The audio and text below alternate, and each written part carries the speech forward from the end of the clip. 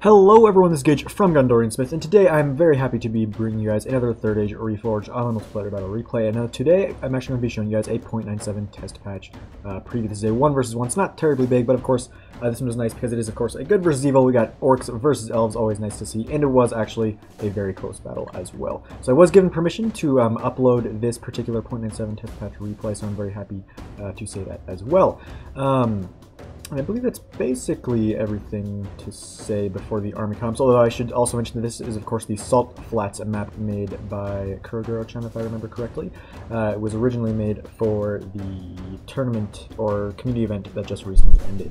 Anyway, I'm going to be playing in this battle, of course. I've got myself playing as a MORDOR. I've got 2 units of Siren's Will on either side, and now because I am playing against MIRKWOOD, there isn't going to be a ton of armor, so the AP is going to be super useful, but the main reason I brought these guys is because of the fact that they are locked morales, they will not be routing, and they actually can chant to inspire courage into their friendly troops.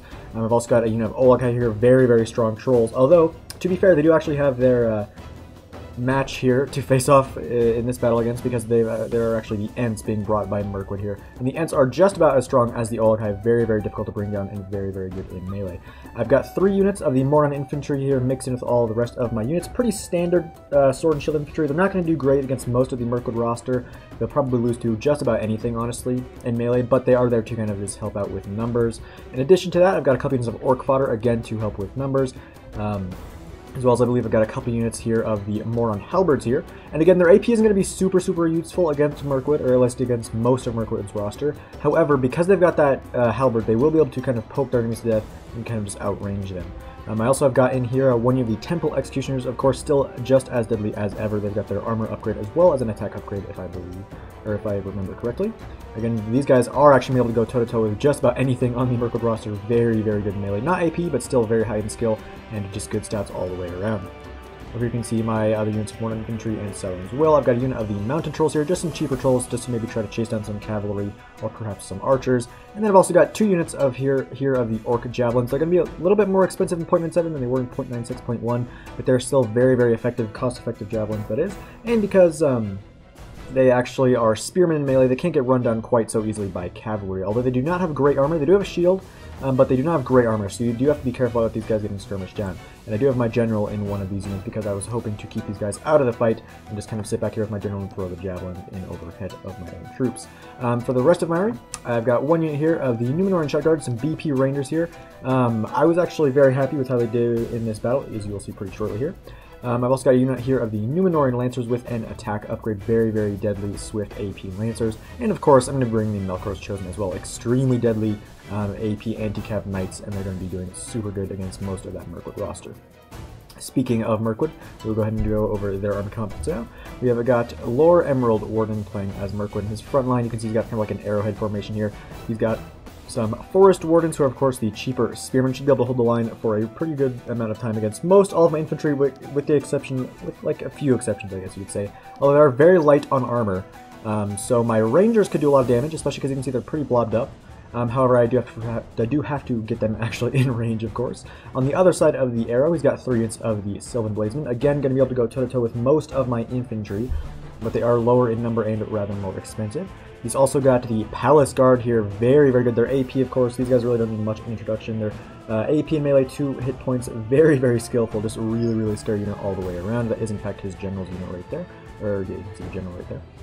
He's also got a unit of his own javelins here, some inner council. Back here he's got, looks like 1 unit, yes, of the Hiri Lang Shock infantry. He's got another unit here of the Sylvan Bladesmen. He's got the Ents, who, like I said before, are just about as strong as the Olakai, so they're going to be very difficult for me to bring down.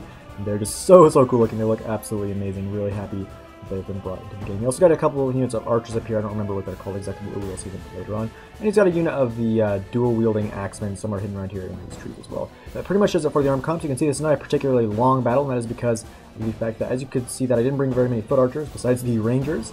That is because I'm going to be rushing here. So you will see me rush pretty shortly. I was expecting him to be over here, you know, kind of like in the, right in front of me, because this is where the deployment was. But he actually ended up deploying kind of back here behind this little circle here. so I will have to kind of reposition my troops and then push forward. You can see all of my cavalry is all over here, but I have got some trolls in my main line to protect from any cavalry charges. Speaking of cavalry, I think I completely missed out on the cavalry of Mirkwood. It's getting here of the Huntsman of Amonlank Spear cavalry. They've also got AP charge, they're pretty decent all the way around. And he's got over here, not quite knights, but still with 2 HP, the Sindar of the Girdle. Very good unit overall. You can see he's actually going to be a little bit aggressive here with his Huntsman of Amonlank. Going to be able to try rushing forward here. And I did see that, so I was going to try to pull back with some of my javelins, but you can see I'm also trying to reposition my whole army at this time, so a little bit of some weird micro things going on here. And unfortunately for me, this Univork Javelins is a little bit too far ahead. You're going to see these Huntsmen of Amonlank go straight through those barricades and then just charge directly into my poor Orc Javelins. Thankfully, I've got Trolls as well as some Sirens Will right in here. So while the Javelins will take a little bit of casualties, they won't do too terribly, especially because they are Spearmen in melee. They should do quite alright overall. It's the Huntsman of Amonlank actually instantly breaking there because of all my fear instilling units around here. There are still about 34 of them left, and because I don't have any cavalry over here, they will be able to escape and then reform pretty shortly here. But still, it was nice. I didn't take too many losses, although they were definitely unnecessary losses. So definitely not the greatest move. And you can see I'm basically just moving forward with my whole army here. Again, I'm basically relying on just my armies getting in here, getting stuck in melee, and then allowing my javelins, Trolls, cavalry, and then my rangers to do most of the heavy lifting, as well as of course I got my executioners in there that are going to be able to get a lot of kills as well. Here you can see we've got the Sylvan Patrol, previously the Thurn E Tower here, able to hide anywhere with their stakes. Of course, being Elven archers, they're very good foot archers, just pretty much all the way around. Although they do not have much armor. That being considered, though, that being said, because I don't have any foot archers of my own, he really doesn't have to worry about these guys getting shot that much. Because rangers you really never want to use as foot archers. And here you can see a little bit of a wonky charge, unfortunately, by my Numenor Lancers charging into the Sindar of the Girdle, who are going to be given support by the Huntsman of Amonlank. And unfortunately, I was a little bit too slow with my Melkor's Chosen, who you can see are kind of back there. So my Numenor Lancers are going to be struggling a little bit here, but they are going to be able to do okay-ish, and they are at least going to be able to hold the line against these Elven cavalrymen for long enough for my Olaghai and my Melkor's Chosen to get in here. And with the Numenor Lancers, who are taking a lot of losses, with the Melkor's Chosen and the Olaghai all in here, this Mirkwood cavalry is going to suffer grievous losses. You can see a charge by my Melkor's Chosen, and the same thing's happening here with my Olaghai. Oh, Olaghai looking so nice, really cool looking, really cool looking model. But anyway, we can also look over here at the infantry fight, because the infantry fight is just about to begin. You can see I'm trying to reform my lines a little bit here before rushing in just a little bit haphazardly. A little bit of weird things going here, but we've got my executioners going in first, going to charge straight into the Sylvan Bladesmen. And yes, of course, the Temple Executioners, so good in melee. Even against the Elven Infantry, they will be able to just cut their way through these poor Elven Infantry. Over here we have got the Woodland Realm Axemen I was talking about earlier. And they will actually be able to get a charge off into my Orc Javelins, but not before taking a horrendous Javelin volley themselves. And I've also got my Trolls over here to support my Javelins. So these Woodland Realm Axemen are not going to be faring too well.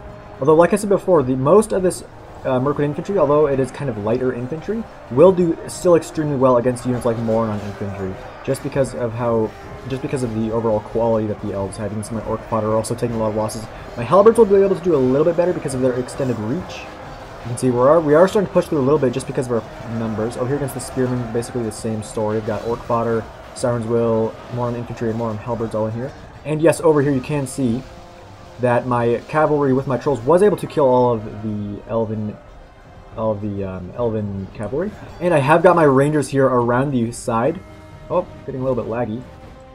That's a little weird. Anyway, yeah, we'll slow it down just a bit because things are happening pretty quickly. But yeah, you can see my Numenor and Shadowguard are on the line right here. And you can see by all of these dead Spearman bodies, they were able to fire just down this entire line of Elves here. You can see Emerald Warden scrambling and of Sylvan Bladesmen to the front line as well. But my BP Javelin just firing all down these thickly placed Elven troops here. You can see that Emerald Warden actually also committed his Palace Guard. He's committing his Hiri Lang as well as his Ents. You can see those Woodland Realms Axemen actually routed. And over here, I've got my Mountain Trolls with some Siren's Will and the rest of my units trying to hold back against the Hiri Lang and the Ents. But with the advancement of these Ents, my units are going to suffer pretty heavy losses, which is why I've got my Javelins in here trying to toss their payloads into the Hiri Lang as well as the Ents. You can see my Mountain Trolls just getting beaten up by those Ents right there. Over here, my Olaghai are also butchering these poor Inner Council. I've got my cavalry trying to charge in and out of these Sylvan Patrol archers. But unfortunately for me, there was something really weird with the pathfinder here, so I couldn't really like move my cavalry around that much. Basically, the only way I could do anything with my cavalry is if I just basically left it there and kind of cycle charge like this way. But that's basically the only thing I could do with him.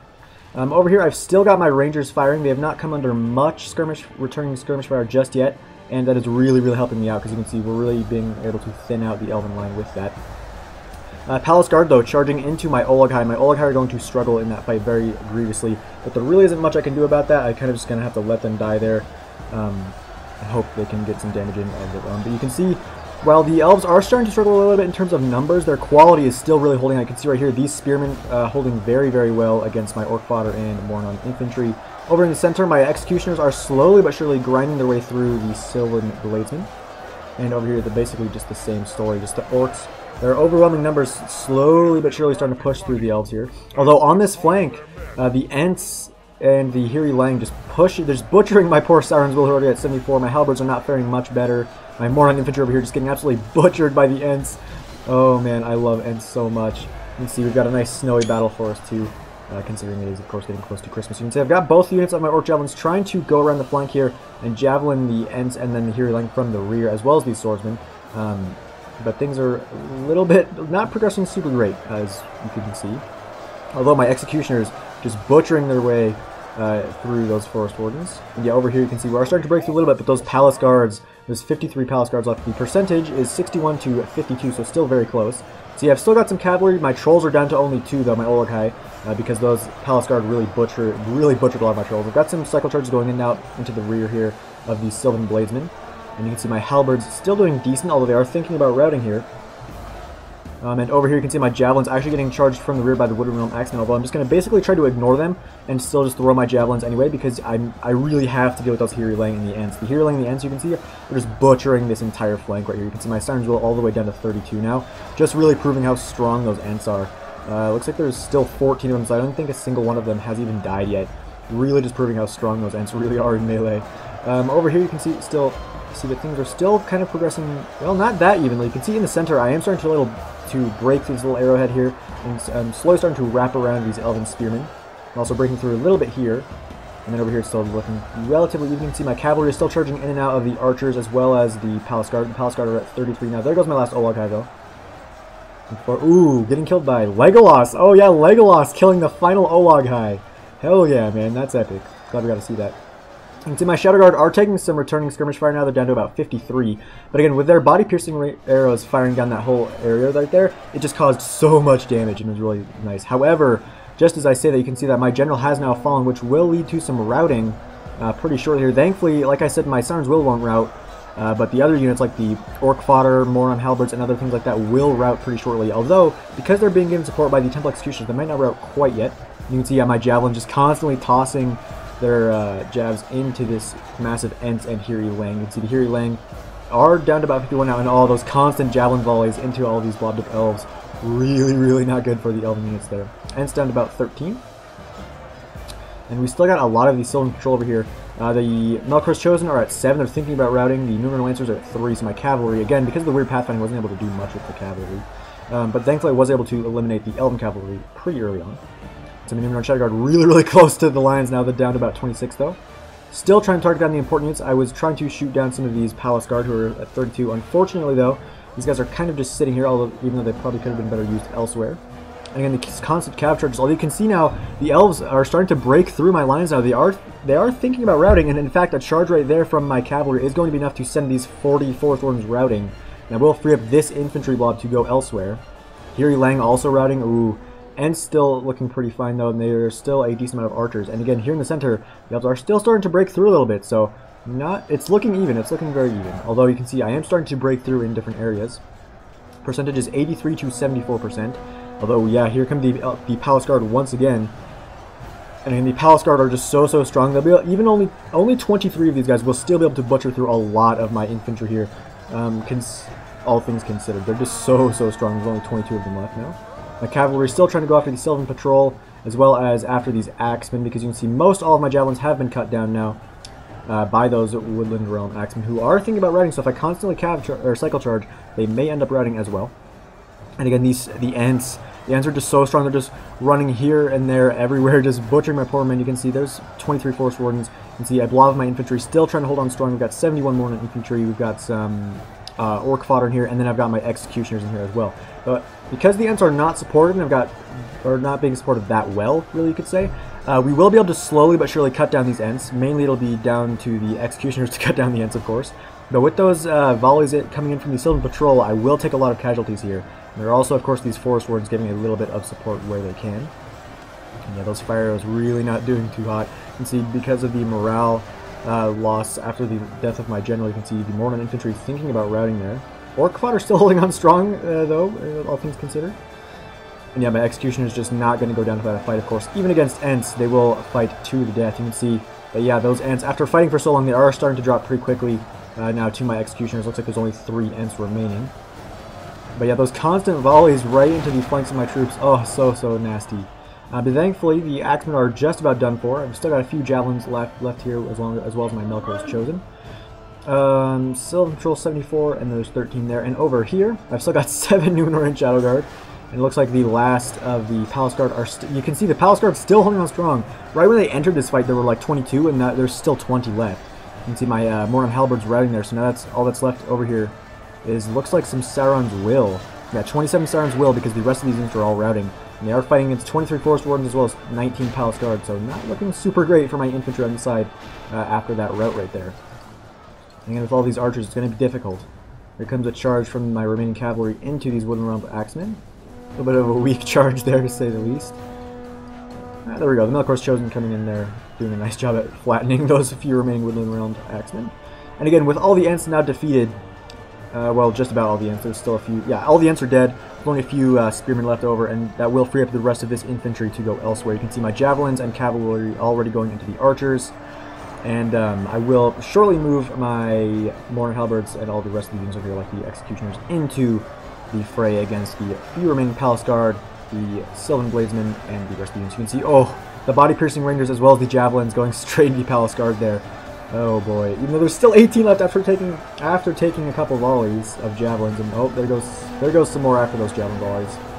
You can see the body-piercing as well. There's still 7 Rangers left. And that's going to be just about it for Mirkwood, as most of these archers are getting cut down now. Still actually a decent amount left. There's still some of those Axemen charging into my Orc fodder. That percentage is now 94 to 87, so again, very close. Yeah, very close, 7%. You can see there's only 9 Palace Guard remaining. Those body-piercing arrows going straight through these lightly armored Elven troops. They cause a lot of damage. Here comes the final infantry engagement. Got some Orc fodder, my Executioners, who are still at... my Executioners are still at 43 men remaining. I've also got some more Halberds, as well as maybe some more infantry in here somewhere. Yeah.